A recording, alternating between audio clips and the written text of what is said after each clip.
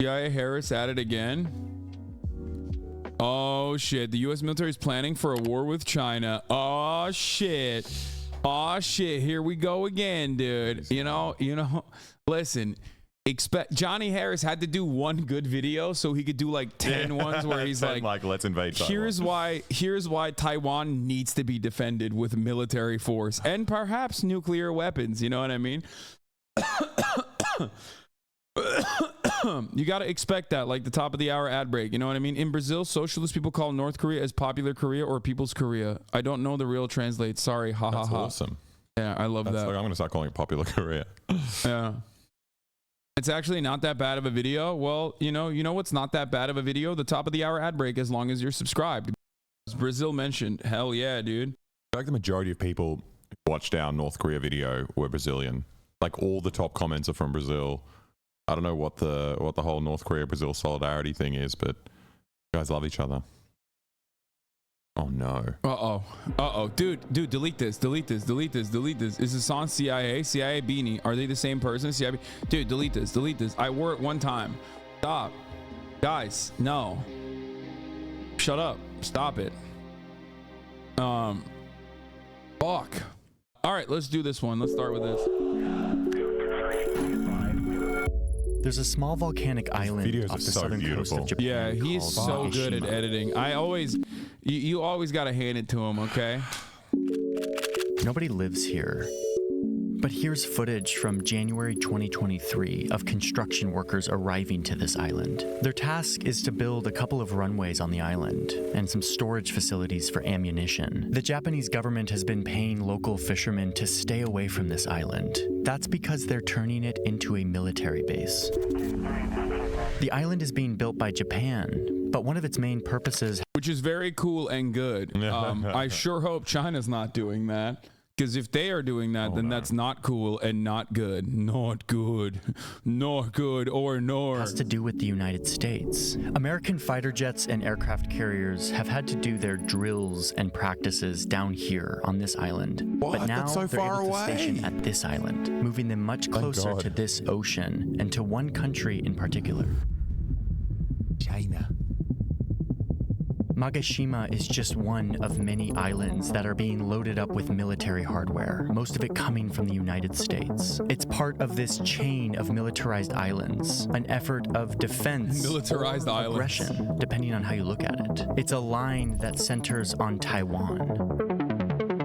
And it's what one official was referring to when they said that 2023 is likely to stand. By the way, Janet Yellen is currently in China today, talking to them about God knows what. And as the most transformative year in U.S. force posture in this region in a generation. This line is a symbol of the rising tensions between global superpowers. And I want to show you why this is happening now and what it means for the future of this conflict. This is unlike anything the U.S. Navy has done since World War II. Tensions are rising in one of the most hotly contested regions on the planet, the South China Sea.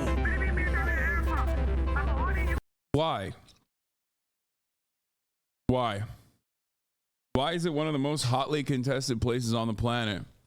A question we must ask ourselves. Like, I'm sorry, I always have to ask, why is America there? Like, no, I know that we have this attitude where, like, of course we have to be there to preserve freedom, right? But it's like, but why are we there, really? What's up with that? Doesn't make any sense.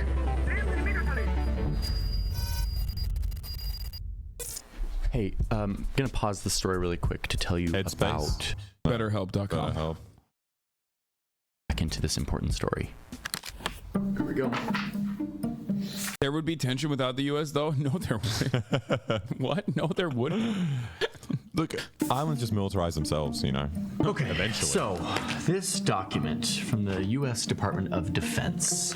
This document is called the National Defense Strategy of the United States of America, which also includes the Nuclear Posture Review and Missile Defense Review. It's basically a report that they release every 4 years that gives us an understanding of what the U.S. military is up to, what they care about.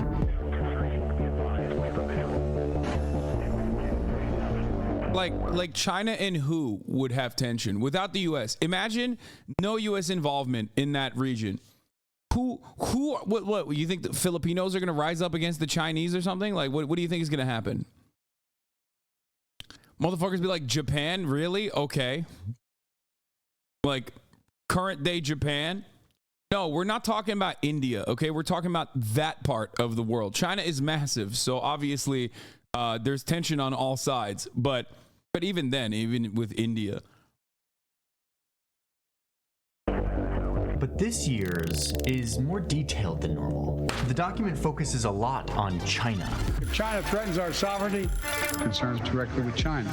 The DoD says that China, quote, remains our most consequential strategic competitor for coming decades. Why? Because, the Pentagon says, China is bullying its neighbors to, quote, reshape the region and the international system to fit its authoritarian preferences. Now, remember, the United States, who spends loads on its military, has set they just hate democracy. That's what it. Fuck. I was thinking, like, what is China trying to do? Oh, they're trying to stop the Indian democratic process from taking root, or the Philippines, the Filipino democratic process from maintaining its blossoming democracy. Or I think just the idea of a Filipino person voting is just like so hard to deal with for yeah, they hate that, dude. Fuck it, Japan. The democratic process in Japan, like a functionally one-party state that America designed, okay? Like, it's always funny to think about these countries. Like, I love Japan. You guys know this is not a fucking, it's not a meme. But let's be real. Like, these are all client states with an effectively one-party form of governance that you would never consider a democracy by, like, Western standards. You know what I mean? Anyway, it's just rules for our global order, how we trade, what political systems we favor, who participates in the system. And now we see a country that wants to dethrone them, to create a new system based on other values and other rules. Yeah. Unlike... And what scares the US military is that China is rapidly modernizing and expanding their military. China's military is growing incredibly fast. Like, they deploy the equivalent of an entire new British Navy every 4 years. Every 4 years is like What's new, the British new Navy, British though? Navy. That's Like not new a- Royal Navy every 4 years. Yeah, they're just growing very quickly. This report is concerned about China's growing strength and military footprint. Again, like, we're scared of Chinese military footprint growing because they're growing and have a defensive posture against who? Against American client states and the American Navy that's there, okay? Thousands of miles away from the U.S. coastline. What the fuck? Wait, there aren't any big American cities in China? I thought there was like some melting. Where's Denver? Yeah, it's just like, I mean, it might as well be China. It might as well be in China. It's close. 881 bases around the planet. Yeah, I mean, technically, if you consider it that way, China is bordering the United States of America. Those bases. If you think about Taiwan as like an American base, then, you know, all of a sudden things get real spicy.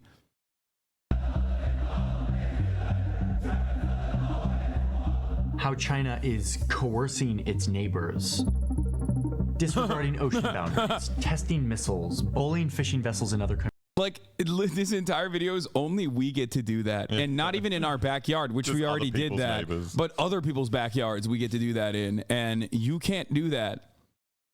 Countries' waters, building islands and military bases on those islands. China's building and islands? flying over other countries' airspace, and especially in Taiwan. I knew the it. island that China claims as their own, and where the globe Also gets that we nearly claim all of as their advanced China's. microchips, which is a topic I made an entire. Okay, to be fair, yeah, as Alexa also pointed out, it's not just China that claims that it is Chinese. It's the United States of America that also has maintained that same position since motherfucking Nixon, which is a position that they have routinely lied about.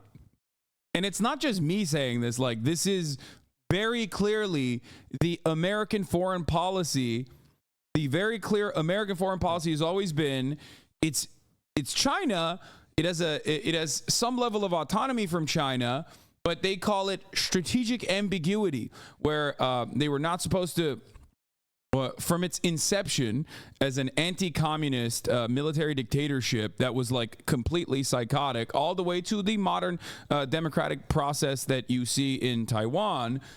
America's position went from, no, actually, KMT Taiwan, that is literally China, okay? And like the entire the Western territory that is mainland China belongs to Taiwan, as a matter of fact, to, okay, never mind, maybe the communists aren't so bad. It quite literally is, Taiwan is still China. It just has like a different system. And that has been our position. It's like 50% of the vote in Taiwan often goes to the like legacy KMT guys who still think they're China. Yeah. You know, like, especially the bigger and stronger China gets, it like tickles these old nationalists. Yeah. But I mean, that's like the overwhelming majority just don't want to rock the boat. I've looked into polling in Taiwan on this issue quite a lot.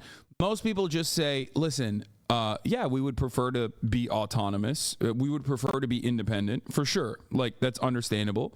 But overall, the current system that we have is much better than what could potentially happen, which is rocking the boat. Okay? No, most people just want the current system that they have is fine. Let's continue going the way that we're going and not fuck this shit up. Whereas, Nancy Pelosi's like, I got some other ideas, okay? I got some different ideas. I mean, and again... On Taiwan, I reiterated the long-standing U.S. One China policy. That policy has not changed. It's guided by the Taiwan Relations Act, the 3 joint communiques, the 6 assurances. We do not support Taiwan independence. We remain opposed to any unilateral changes to the status quo by either side. We continue to expect the peaceful resolution of cross-strait differences. I think China should just take Australia. Yes. I think China should be like, all right, you can have Taiwan. Australia is ours. I mean, if you ask a lot of right-wing people in Australia, that's already happened. That has already happened, right? Yeah. They did it through immigration. Yeah. Yeah. I'm just saying. China are in absolutely no rush to annex Taiwan or whatever. Is the U.S. who wants to provoke a conflict in the hope that they can somehow ruin the Chinese economy before it totally surpasses the American economy? That is correct. Well, that's what America has in the bag, is like a military strength. America would never do that. Invade another country or no? Agitate like any kind of group of individuals that are in a position of power that they placed that would then go and try to drum up support and maybe create any kind of like civil chaos or even all-out war. They would never do that. They've never done that, historically speaking, and they certainly will never do that. Surely. And aren't doing that in Taiwan, while Anthony Blinken is like, one nation, 2 systems. We remain committed to meeting our... Is there much pushback on it here? Like in Australia, it's like bipartisan, the anti-China stuff. Like you can't find anyone who's... Dude, it is super bipartisan here as well. Oh my Lord. We're always on a like, who fucking hates China more kick. Yeah. Like Joe Biden's like, no, I'll execute the Chinese. Just wait, Jack. And then Donald Trump's like, I've killed so many Chinese. We hate them. Donald Trump literally claims that Joe Biden, because he had like some documents in a facility in Chinatown, that like he was actually working with the Chinese, because he thinks Chinatown, which exists in like every fucking large American city. Wait, what? Yeah, they're everywhere. They're everywhere. Is technically Chinese. They think it's Chinese soil. Anyway, let's our responsibilities under the Taiwan Relations Act, including making sure that Taiwan has the ability to defend itself.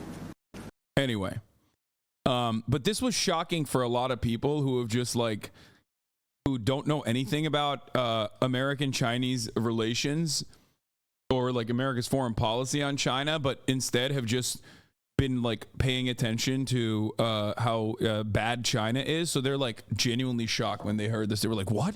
I can't believe Blinken reiterated like long-standing foreign policy with China like this. What the fuck?" Our video about. The point is, Taiwan is an incredibly important island for the United States. All of this together makes China, quote, the only country that has the intent and power to actually challenge the US-led global order and rewrite global rules and norms, something the US has gotten really comfortable doing over the last 70 years. So this is why the US considers China the most consequential strategic competitor for coming decades. And they've created a plan to respond. And in their words, we cannot delay. They give themselves this 10-year window to I gotta start highlighting stuff in my videos more. and this is what it looks like. Okay, first things first. The US military is already very present in Asia. We've got about 8,000 troops in Guam. We've got over 100 bases. Wait, what is this? By making a stance and say that we can stand with Taiwan, we make sure that they stay democratic. China won't ever attack Taiwan, so this is good. Okay, you lost me there.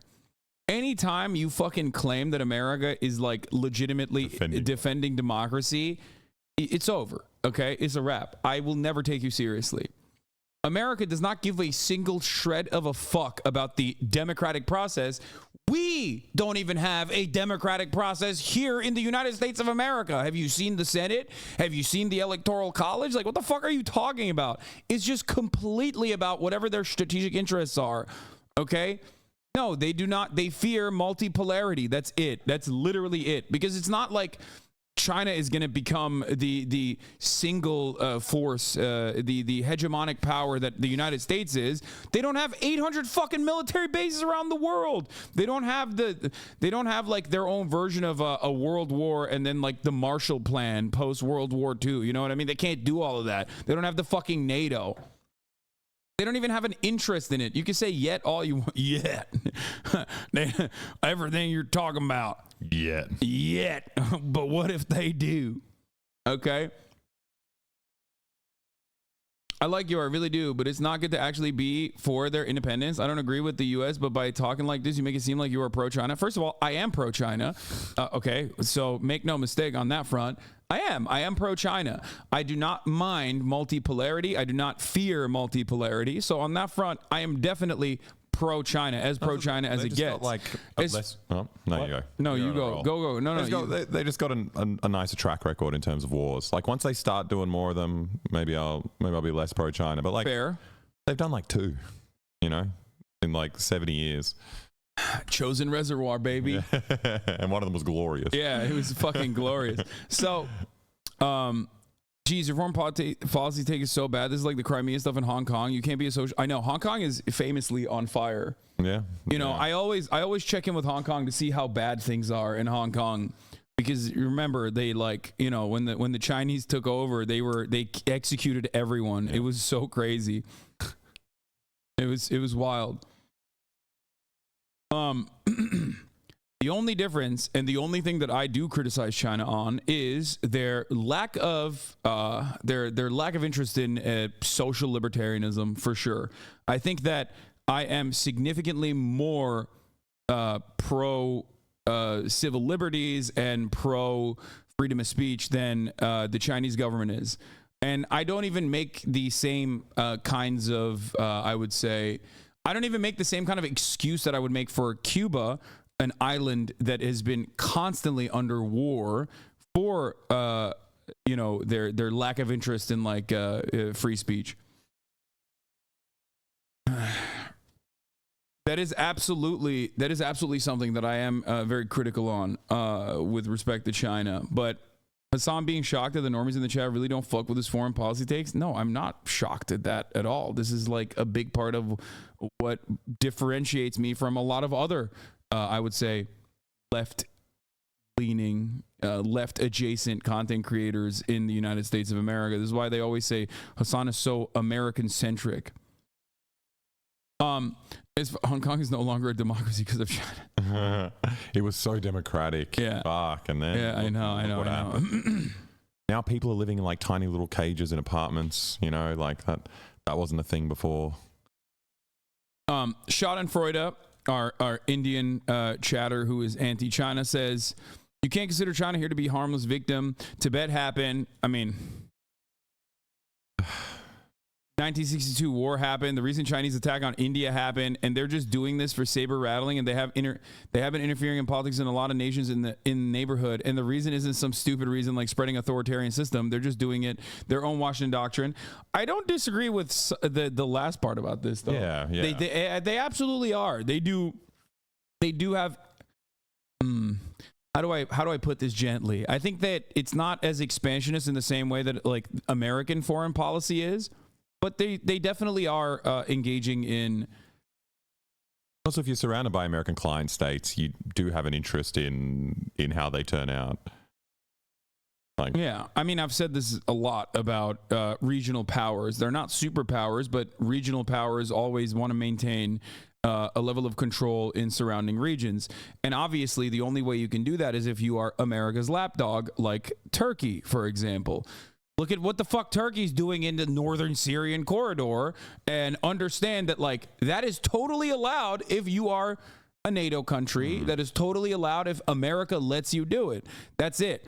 When you are seen at odds with the United States of America's interests in the region, then you can't do that. Look at Israel. Israel's another example. Golan Heights is, again, a piece of Syria that they, like, have been able to overtake. It's not even in any fucking by any metric Israeli territory. There's nothing Israel about that.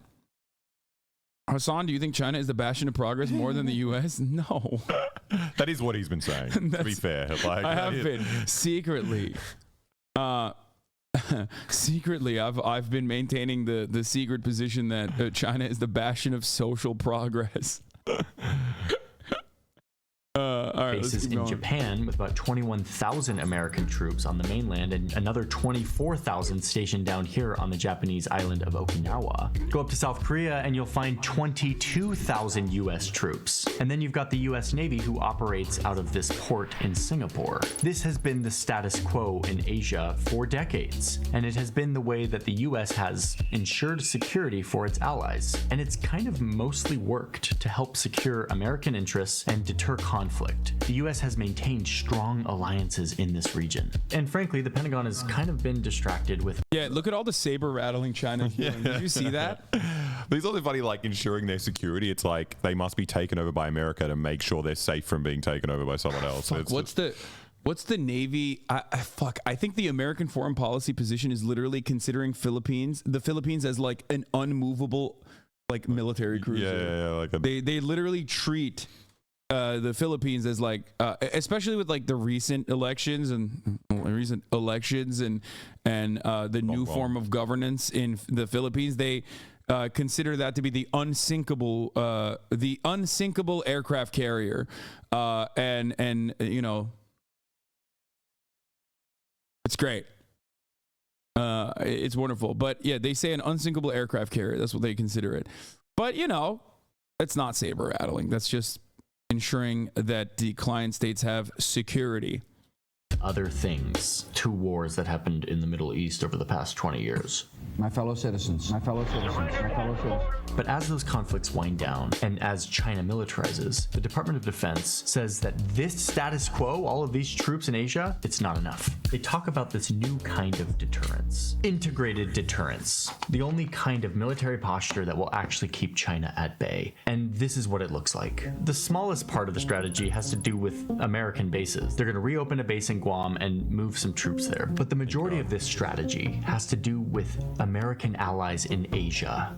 Allies that are in lockstep with the US's goal to deter and contain China. The Pentagon calls partnering with its allies the center of gravity for this strategy. So let's start with Japan, one of the US's closest allies in the region. Japan is a country that is deeply concerned about a more powerful China with its massive navy and its ambitions to control Taiwan. And it's very easy to forget. Why does Japan care about Taiwan? Wait, what do you mean, dude? Like, of course Japanese homeland of Taiwan. Yeah, no, they care about it. Just don't worry about it. They care. Maybe it's because Australia cares about it. So, like, if Australia feels enough of a connection to Taiwan, I'm sure Japan does. Yeah, dude, they care because they hate the undemocratic Chinese rule. they were really critical of like the original Taiwan governance when it was just like a genocidal military dictatorship. They were like, Taiwan, why are you doing this? Come on, we have guys. to contain you, Taiwan. Or Yeah, else. that's what they kept saying. Same with South Korea, as a matter of fact. When South Korea also was a genocidal military dictatorship, and then changed its structure of governance from that to 6 chaeballs in a suit jacket, which is very different now and totally again very democratic. Well, they have an incel president, which is cool. Yeah. I do think that's cool to have like a guy who literally ran on like women fucking suck candidacy. Important to note that the 11- line that he calls the Chinese claim is actually a claim that Taiwan also advances Lamau.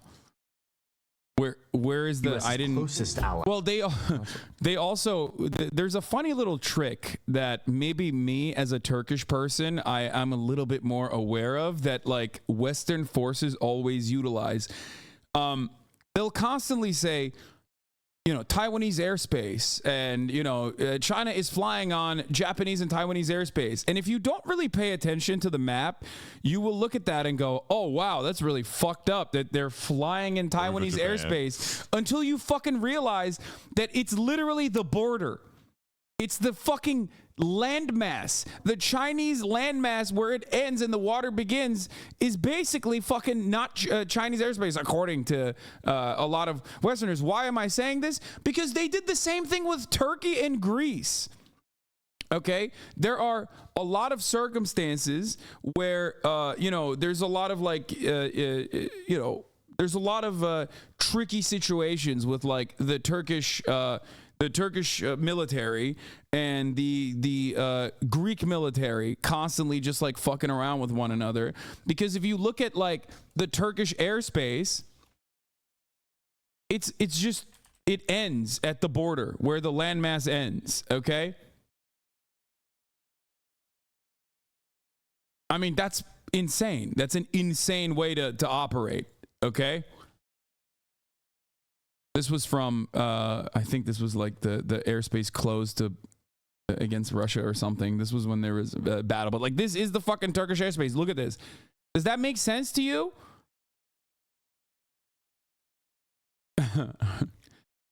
Taiwanese airspace. Wait, what? The whole square? No, the line. I don't know if this is where it ends. I think it does. I think Taiwanese airspace technically is Chinese landmass too. And the Taiwanese fucking breathe a lot. They're sucking in all that air from mainland China. CNN reporter, why is this Chinese theater that they say is armed with air-to-air missiles, and it's been shadowing this U.S. Navy plane now for about 15 minutes. It is pretty remarkable to see this Chinese warplane operating at such close proximity, several hundred feet away.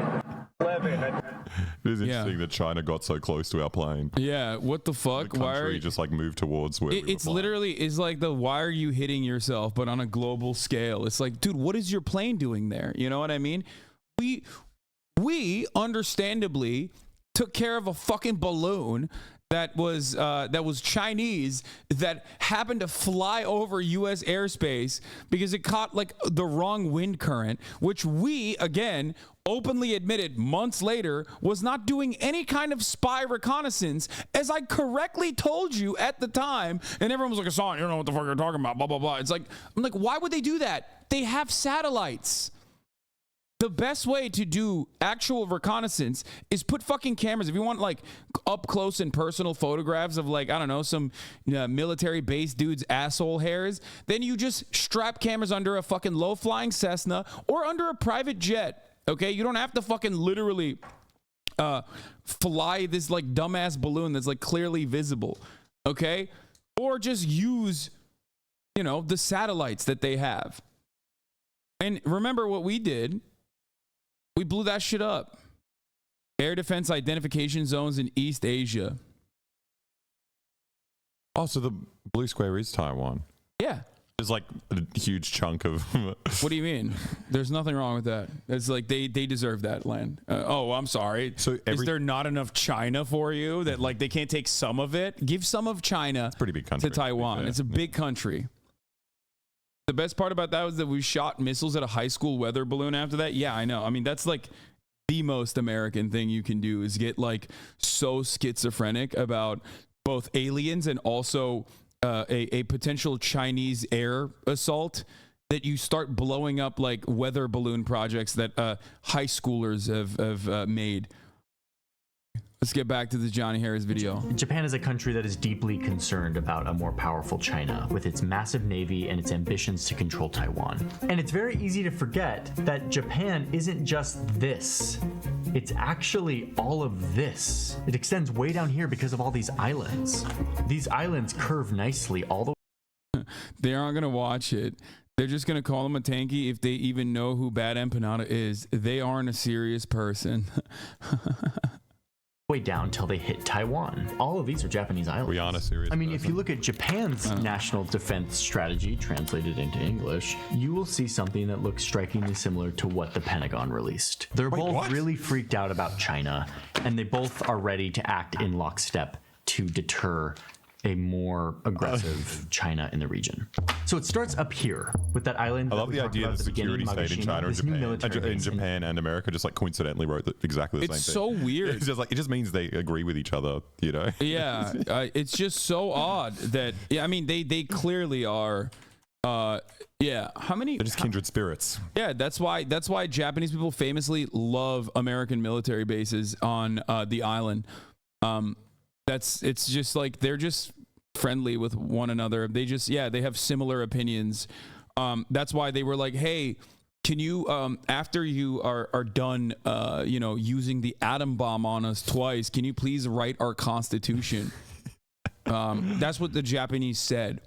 An airstrip to be used by both Japanese and US militaries. Further south is Amami Island, where Japan has recently added long-range missiles and anti-ship missiles. Potentially they're going to add cruise missiles. These are missiles that they're buying from the United States. These are missiles that are definitely in range of the Taiwan Strait. Next to the chain is Okinawa, where the US has a huge presence of tens of very famously beloved U.S. military presence in Okinawa. They're like, oh my God.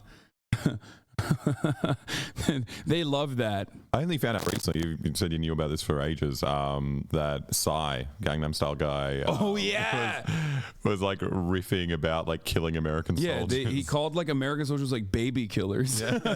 It's awesome. Like, I want to strangle them. Oh, your mic is fucked again. Sorry, that was me. I just touched it. Thousands of troops already. Japan also has military bases here and is as an Okinawan person, the U.S. Army treats us like dogs and sex objects is sad as hell. Yeah. I was being sarcastic. I'm being sarcastic with most of the things I'm saying. But imagine what China would do. Yeah, but yeah. Come on. Well, when you talk about the Chinese and Japanese relations, oh yeah, maybe maybe China could be worse. I don't know. I don't know if they got revenge on the mind, for example. But not modern China, at least, as far as we know. I was deployed to Japan in 2014 with the Navy. The week before I got there, two sailors got drunk, couldn't afford their cab ride home, so they beat up the cab driver, put him in the trunk, and then drove the cab on base. Jesus Christ. Adding even more long-range missiles and electronic warfare units to military installations meant to disrupt and deny communication signals. On these two islands down here, they're adding even more long-range missiles, which could potentially be used to attack Chinese naval ships and aircraft. And Japan is guys, this is for defense. This is defensive posturing. It's classic. Placing nearly 600 troops on Ishigaki as well. And finally, you've got this last militarized island in the chain, Yonaguni. It's the closest island to Taiwan. And here, Japan is adding more of those electronic warfare. By the way, if by some magic, okay, not saying that this is happening, not saying that this could ever happen, if by some change of heart, that the entirety of the Taiwanese population was like, actually, we're Chinese. What the fuck are we talking about? Let's just openly be pro-China. If you think those missile bases would not be turned on Taiwan, which would now be like fully openly authoritarian, openly authoritarian and Chinese, you're out of your fucking mind. Okay. Yeah. Well, who knows? I don't know. I don't know. Maybe it's fake news. I saw some article maybe like a year ago that China was planning to build the world's longest like underwater railway, connecting mainland to Taiwan. Can't do that. How is this not considered escalation? We are literally aiming our guns at them. Guys, it's defensive. Oh, didn't you hear what Johnny said? He said it's defensive because China, coincidentally, or not China, sorry, Japan and America have the same fear of China, coincidentally, verbatim. Yeah, it's the Defense Department. I don't know. It's just so sad. Yeah, like when North Korea is doing defensive military testing, like missile testing, they're doing it defensively. Okay. Oh wait, no, sorry, that's a foreign adversary. They're doing it to scare Japan because they're gonna nuke America and then nuke Japan first, which is like kind of like an extension of Hawaii, I would say. So that's why they're doing that. But when Japan is doing it and America's doing it, it's a defensive nuke.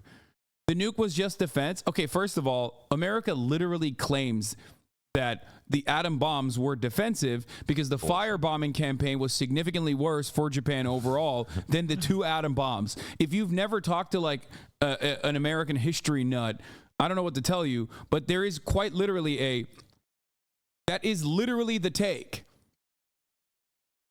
They consider like we did something worse, so don't worry about it. Yeah, they have genuinely and openly explained that like the atom bomb had to happen so that the firebombing campaigns would stop.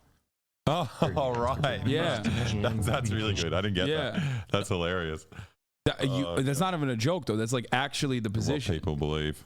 Signals or to listen in on their communications. They're right next to China. Japan is also positioning more troops here. So this is the first part of our chain. And when paired with training that Japan and US troops are doing to simulate island and amphibious warfare, it sends a really strong signal to China that Japan is ready to respond if needed. This line also serves as like a physical not as an aggressor, they're Chinese responding ship to something. or submarine would have to pass through in order to access the Pacific Ocean. It's a line that Japan can easily control and monitor. And it also builds a wall of missiles. Any calculus that China is making. Dude, look at all of these cool little missile systems that just happen to surround China. Like, look at that. It's cool that this chain of island just somehow belongs to like an ex-colonial power that expanded all across Asia. Like all these natural parts of Japan are just like coming all the way down to China. Yeah, and also then the rest of it is like it's like pieced through all of the other allies. Yeah.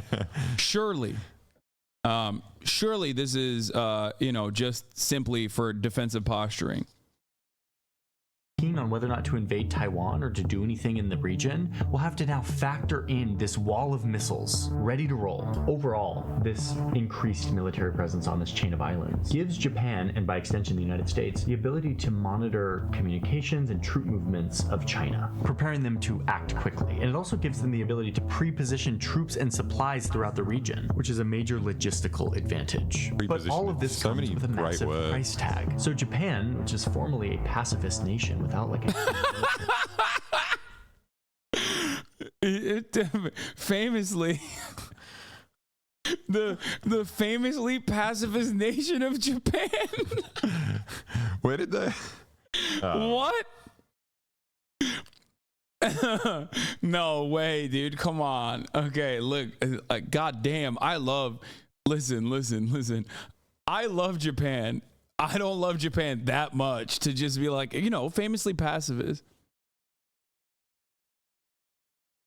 They mean after World War II. Wait, they weren't involved in the war on terror, or they invaded Korea with the Americans? No, were they chilling the whole time?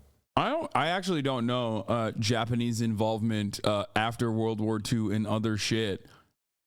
I think they were, he said formally, not famously, formally. They're pacifist because of anime and they're so kawaii.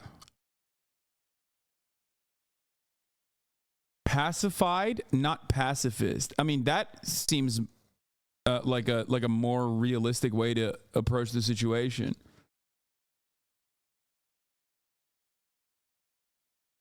That is they are pacified. That part is true.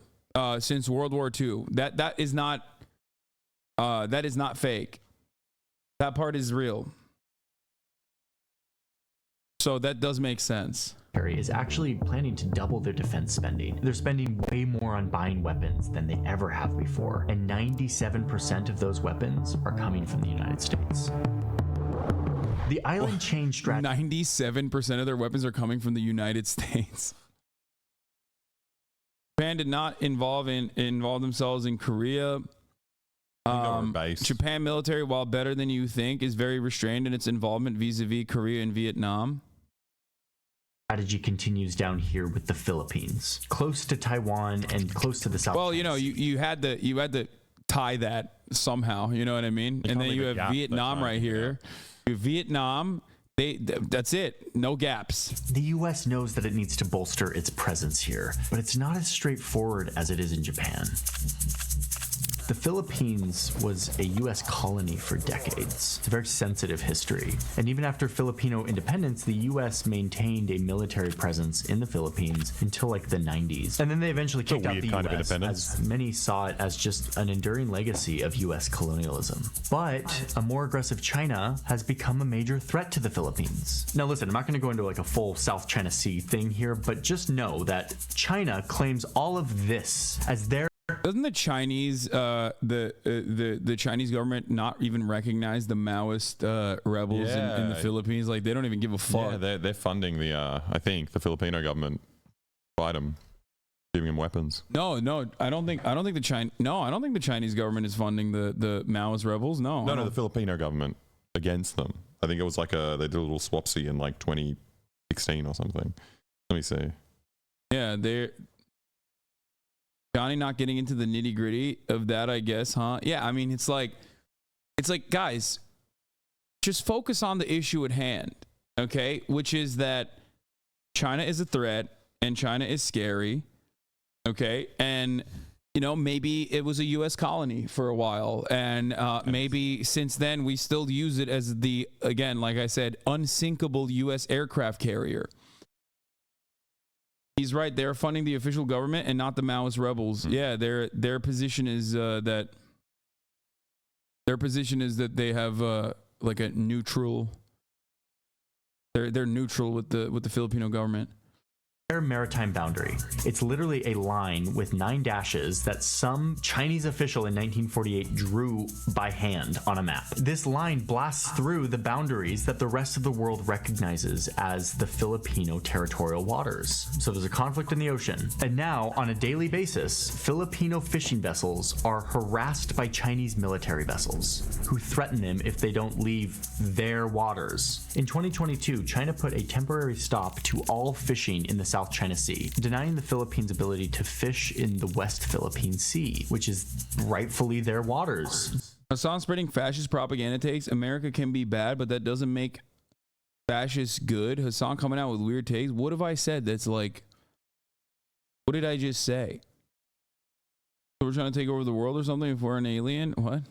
But it's crazier than that. The Chinese Navy is like full-blown just bullying the Philippines. They like show up with lasers to harass and blind Filipino ships. I mean, let's remember, the Philippines is a much smaller nation than China and doesn't really have a navy even close to what China has. So now they're in this impossible decision. They have to choose between giving up their sovereignty and fishing rights to their aggressive neighbor, China, or partnering with their former colonizer who also wants to repel China. And in this case, choice, they chose the latter. China has pushed too hard. It's pushed the Philippines in the South China Sea, what they call the West Philippine Sea. But the Philippines is planning to boost its military presence in the disputed South China Sea. It started in 2014 when they allowed the U.S. back in for the first time in 22 years. The U.S. presence will technically be in bases that are owned by the Philippines, but the U.S. can have troops, build barracks, and other military installations, and can have pre-positioned supplies there as well. It's basically like the U.S. has bases there, but it's like, shh, it's actually the Philippines. And as part of all of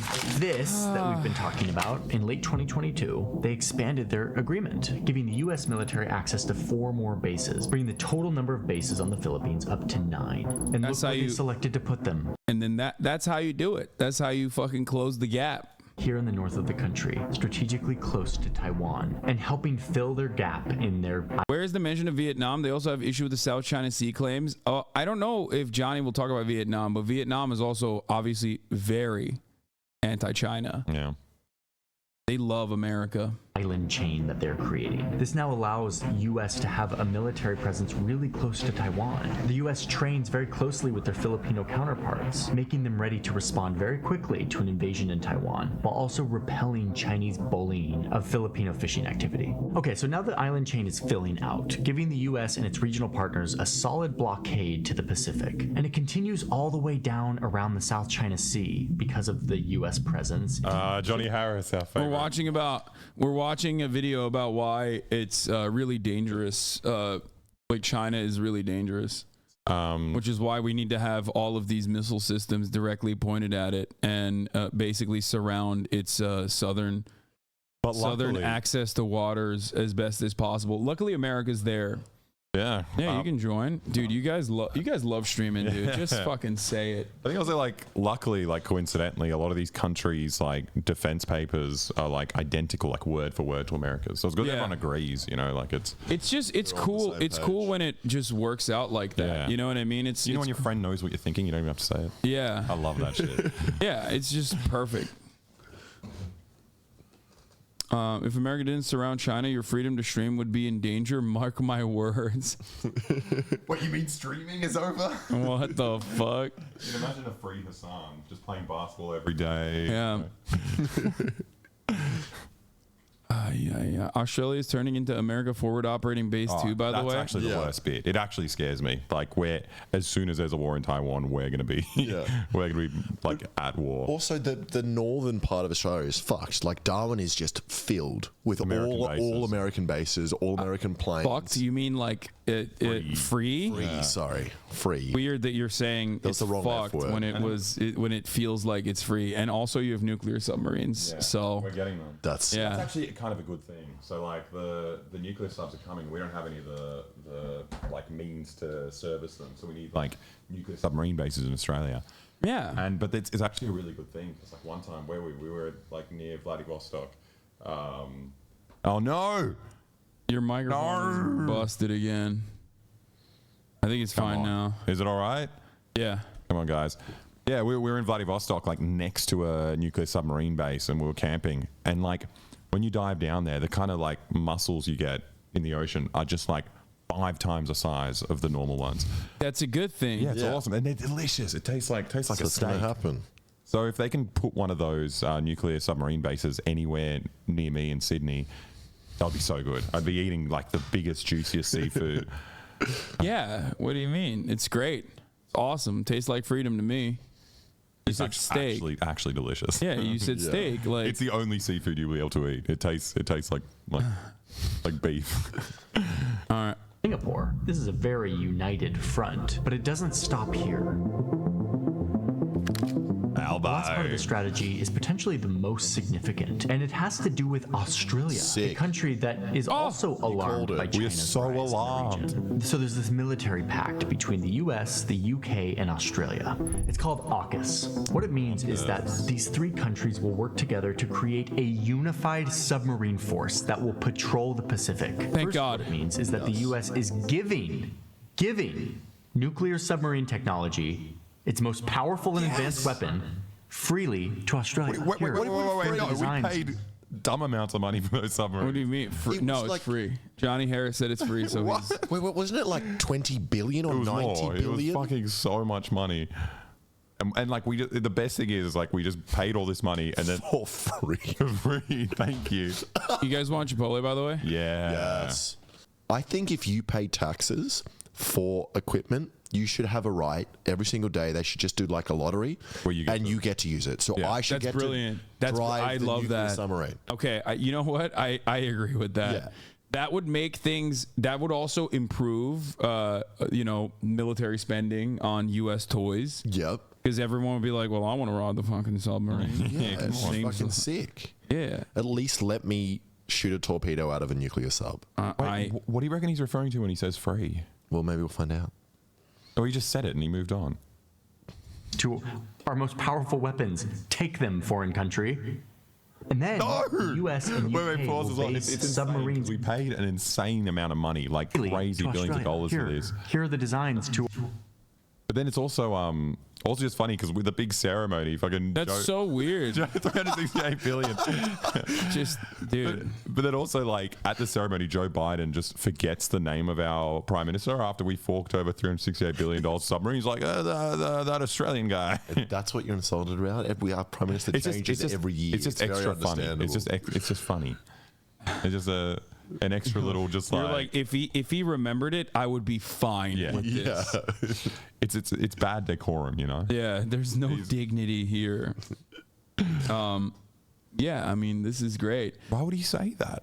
They're gonna forgive the loans, like it's a PPP loan. No, Hassan, don't you see the IP is free? The sub costs $368 billion. Wait, so we should be paying more. It was free. It was free, and it was free, and that's why France was so mad. Yeah. Because they wanted to give us free stuff. Because France was like, no, we want to give you guys the free nuclear submarines. It's like really fucked up that America's doing that instead. Like really messed up. It's just insane paying for the right to be like a American military base. Yeah. It's like paying for a really expensive gun and then being like, now you have to shoot the guy, the next guy. Now go kill Chinese people. Yeah. Yeah. Welcome to America, buddy. Club Aussies from a Canadian. Yeah. Dude, it's so crazy. These nuclear submarines just fell off the back of a pickup truck. That's why they're so mint and so cheap. Are you referring our most powerful weapons to the block of nuclear waste that fell off the back of a pickup truck recently in Australia? Wait, that's the thing that I thought that was like, that's the most amazing reference I've ever heard. No, I was just saying that's like a classic bit where they'll say like, oh, I got these radios, I got these stereos, they fell off the back of a pickup truck over here, that kind of thing. Yeah. I didn't realize there was nuclear waste that fell off the back of a pickup truck. Literally like 2 months ago.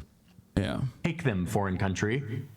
And then the US and UK will base submarines out of this port here in Australia. It's called Perth. Australian sailors will ride alongside US and UK sailors during submarine deployments. They will learn together, they will work together, they will share classified intelligence. What this means is that there will be a significantly larger number of submarines patrolling these waters. And remember, these are nuclear. There's nothing weird about that. Yeah. No, they're talking about them like they're fish. Like they're just swimming around. It's actually so good that this is happening, and that why is China even remotely worried about that? Yeah. Like, what do you mean? These are defensive nuclear weapons on their border. Yeah, what? Like, so odd. I love that what China's doing is saber rattling. Yeah. Like, that's just a silent submarine just cruising around. No noise, no rattling. You can't see it. Shut up, China. It's under the water. What do you Australia want? defending their trade routes with China from China. The best way to proceed was to get everyone in the one room. Good thinking. Okay, you're all right. I'll come straight to the point. This white paper is recommending we spend close to $400 billion over the forward estimates. Now, at some point, the PM is going to be asked a very simple question. In order to protect us from which enemy? It's so hard to say. 400 billion, pick one. A regional player. Specifically, Colonel. An Indo-Pacific regional player. More specifically? Indo-Asia Pacific. That's broader. Who are you leaving out? Europe? Yeah, I sort of need a country. An unaligned player. No, a country. One that might threaten us. Just one. Yeah. Someone in the chat said Laos. I wouldn't want to raise tensions. Where? In this room. You know what? I'll name one and you just nod. China. Yeah, okay. And what exactly are we protecting? Strategic interests. Specifically, Colonel? Indo-Pacific strategic Again, interests. Brigadier, really specifically. Indo-Asia Pacific strategic You know what? interests. I'll say it and then you nod. Our trade routes. Yeah. And who is our number one trading partner? Shall we use the nod system? Sure. China? Yeah. Under this scenario, we're spending close to $30 billion a year to protect our trade with China from China. Yeah. And that doesn't strike anyone at this table as odd?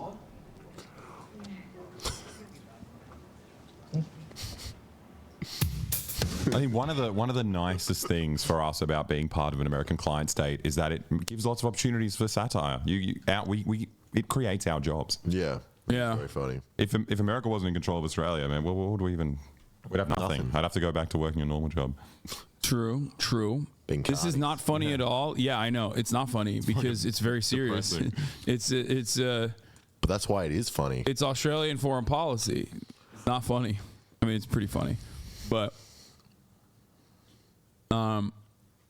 you know, so I mean, there's nothing wrong with that. There's nothing weird Powered about submarines, which we made a whole video on as well. These things can be underwater for months. They can go on these long patrols over to Taiwan and the South China Sea. They can close up these key choke points, plugging holes in their growing line against China. And crucially, we can be pretty damn certain that a lot of these submarines will be carrying nuclear weapons, adding yet another layer of deterring power to an already really powerful line of defense. And if this wasn't enough, Dude, some of the ones that we already launched. You have to have, you have to have like, you have to double up on the defense to protect the region. Dude, nuclear weapons are the best defensive weapons. Everyone knows. It's never been used as an offensive. It's only a deterrence measure. And it's also it's not a real threat because it's never even been used in this region. Yeah. Yeah, America is not. America has no interest in using their nuclear weapons on civilian territory, specifically on this map, like a little bit, just like a little bit. If you peek up a little bit on the map, you might excluded there. Yeah. Yeah, it's just this map they've never used it technically. So what do you have to say to that? Okay, there's nothing else on the map.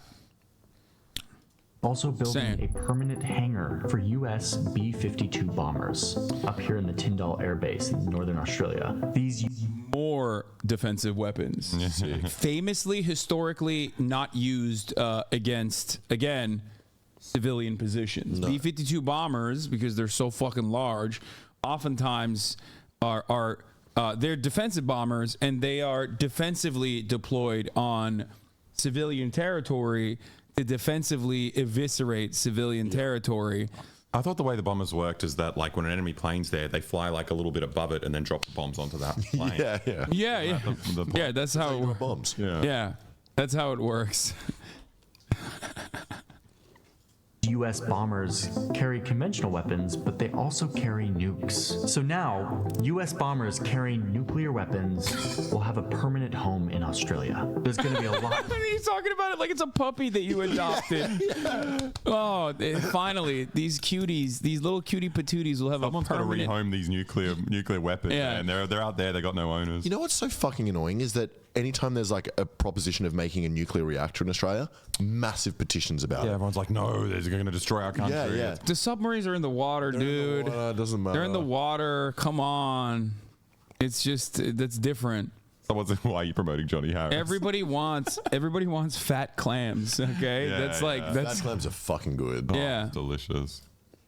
Also, what happened? Didn't we watch a Johnny Harris video a week ago and he wasn't that bad? He was kind of it's a give and take. It's a give and take. If he does like one kind of anti-America video, he has to do like 8 anti-China ones. But also he does like irrelevant stuff like US coups, 40 years ago. Yeah, it's safe. Shit that we've like declassified and flexed on openly. Something the government says you're allowed to talk about now. Yeah.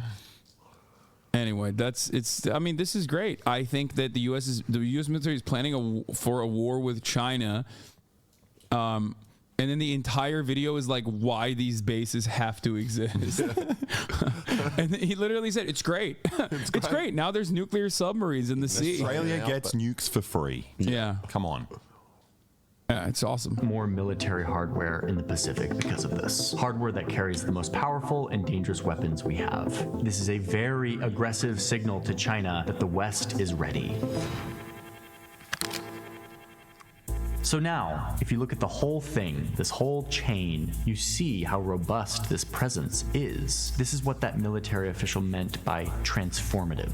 The military name for this is the First Island Chain, and it is at the heart of the US and its allies' strategy to counter and contain China. And it's easy to see that this island chain, while protecting a lot of different interests for a lot of different countries, really centers on Taiwan. A major purpose for all of this militarization, the missiles, the subs, in Taiwan. air bases, the troops, is to prepare for conflict in Taiwan. And this is where we get to the paradox of deterrence. You prepare to fight so that you don't have to fight. All of this preparation might be just what is needed for China to decide that it would be too costly to invade Taiwan. Yeah, dude, totally. That's what I was thinking.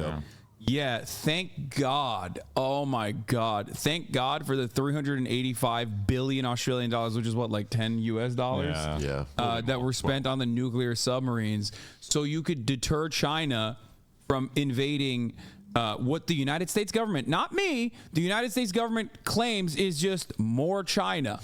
Okay, that's not me saying it. No. That's Anthony motherfucking Blinken saying it. Okay, that's what every American State Department official has said on record since Nixon. I'm just saying they just see it as more China with like, a little bit different of a system. Other side of that paradox is that all of this looks an awful lot like overt escalation in a conflict. If you're China, this chain of islands is clearly your enemy trying to box you in, to monitor your every move.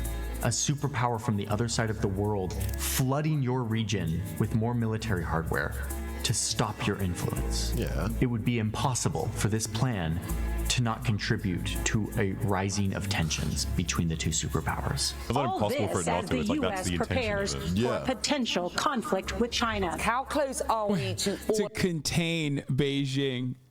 Where are they trying to go? No, what are you talking about? Dude, I'm so glad that these guys are here to contain Beijing. Like 95% of those weapons on Japanese islands are American. Shit take us on, arrogant and ignorant. No, you're right. Beijing needs to be contained. That's why it's perfectly valid for. That's such a modest and not arrogant take. Yeah, I'm so. No, I think like the only good take in the situation is if you say China are a bunch of genocidal, bloodthirsty monsters, and all of America's allies who came to the conclusion that they need to defend democracy against Chinese anti-democratic interests have to do so by purchasing metric tons of U.S. munitions and nukes and even nuclear submarines. Like, you got to do that. That's a thing that you have to do. Thank God. I hope everyone can take a deep breath at the top of the hour. Also, just the nukes, so overkill. Like, come on. The only use of a nuke is to blow up everything. A city. The entire city. No, first of all, these are nuclear powered submarines. Oh. That means they can be underwater for, months on end. Okay. Secondly, even if they had nuclear warheads in the submarines, let's say, maybe, I mean, that stuff is classified. Who knows? Yep. Who knows if they have nuclear powered submarines with nuclear warheads in them? They might. But even then, I present you with the alternative: radiated clams. Yep, I forgot about that. That taste like steak. Yeah. I present you with the alternative. It's a defensive nuke. Yeah. Yes. You shoot the nuke at another nuke in the air, and then it because just let China have Taiwan, Papega. That's what. Yeah. This is all done to stop China from having Taiwan, which the American government claims is more China. But but it's good to have this. It's just good to have it. Who amongst us does not need a couple spare nuclear warheads in a submarine? It's nice. Yeah. I do feel safer. That's the one thing as an Australian. I feel like war is less likely in my country now that we have American bases and nukes. I think the funniest part of this entire equation is that none of this shit matters, and the only thing that matters is trade. And every single country in this region, especially the United States of America and Australia, have incredible trade partnerships with China. Yeah. It's like their economy is reliant on Chinese manufacturing, and the Chinese economy is also reliant on U.S. purchases, so and Australian purchases, and vice versa. So ultimately, all of this shit is dumb as fuck. Yeah. Anyway, isn't the claim Taiwan is more China optics to make China happy? No. It's not optics to make China happy. It's just what they consider to be the truth, which they legitimately have always just been like, yeah, we're just going to say that, but like we're going to keep beefing up the island so that we can, eventually use it as a fucking as a weapon against China. There's no optics in that situation. It's called lying. Or if you're in the U.S. government, it's called strategic ambiguity, which is another word for lying, okay? That's what it is. And it's not like they lie about this. They openly state it. Like I said, they just rename lying and say it's strategic ambiguity. Okay?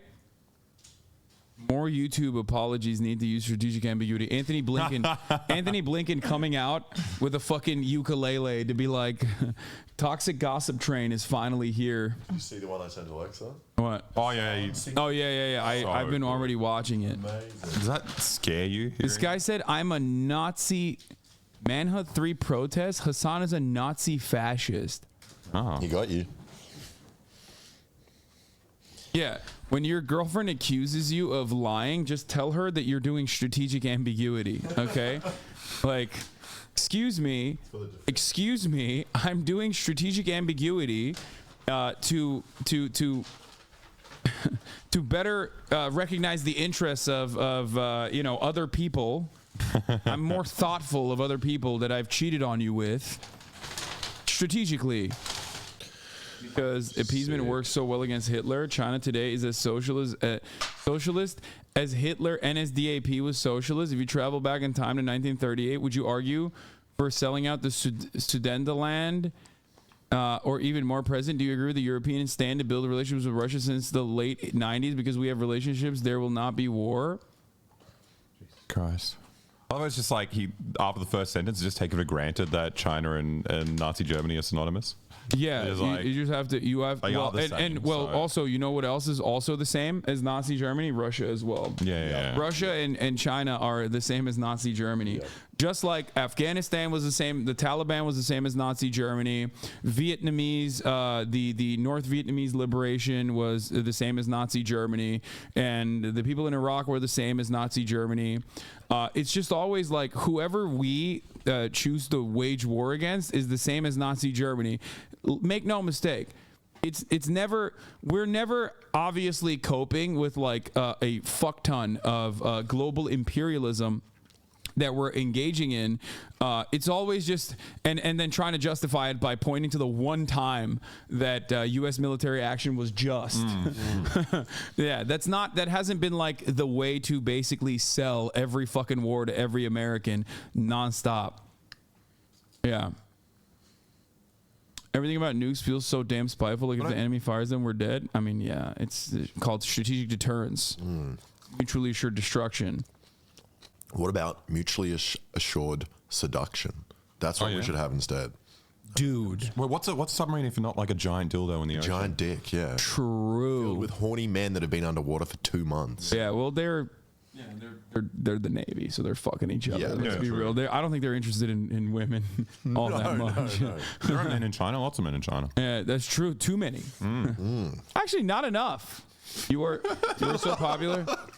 You are so popular. Why don't you use your platform to end the disagreements between China and America? Yeah, why don't you get Xi on this podcast? On this podcast. Yeah, because I love war. That's why. Also, I love the idea.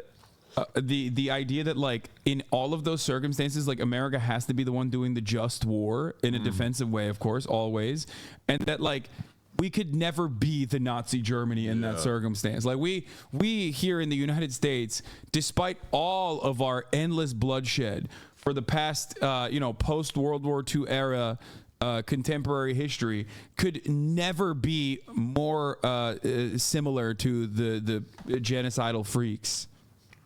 Okay.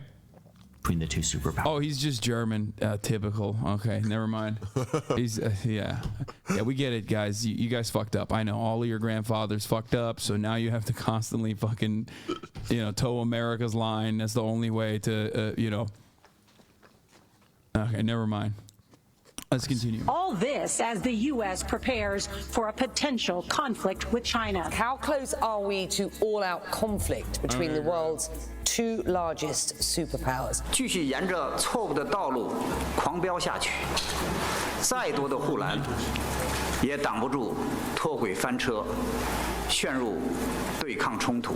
Chinese President Xi Jinping has already called this a policy of encirclement and suppression. And let's be honest, he's right. Whether you like it or not, this is containment. Old school Cold War style containment. It's hard not to see it when you look at this map. And the Chinese foreign minister said that it would literally be impossible for China to not fight back, to take a move that retaliates against this move. Which means that if the US and its allies aren't careful with all of this, it may send a signal to China that now is the time to invade Taiwan, before all of this plan can fully be implemented. In that sense, this strategy could provoke the very conflict that it is trying to. So if they get one more nuke, then China's gonna be like, oh, that's too many. Done. But not the level we have now. That's fine. We can deal with that. I love still taking it at face value that it's like America trying to deter China from doing anything. They don't care about Taiwan at all. Like, yeah. I mean, at least he finished with a bit of like, hey, you know what? China's right. Yeah, that would be great.